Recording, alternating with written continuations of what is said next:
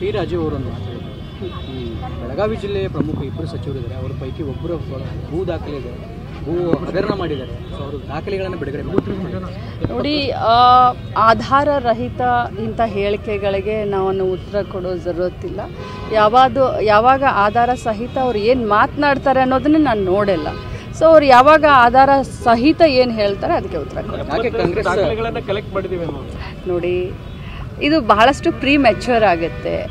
ಹಬ್ಬದ ಸಂದರ್ಭ ಇಂಥ ಒಂದು ಇದಕ್ಕೆ ಆನ್ಸರ್ ಕೊಡಬೇಕಾಗಿರುವಂಥ ಅವಶ್ಯಕತೆ ಇಲ್ಲ. ಯಾರೇ ನಾಯಕರು ಮಾತಾಡಿದ ತಕ್ಷಣ ಅದಕ್ಕೆ ರಿಯಾಕ್ಟ್ ಮಾಡುವಂಥ ಅವಶ್ಯಕತೆ ಇಲ್ಲ ಅಂತ ನನಗನ್ಸುತ್ತೆ.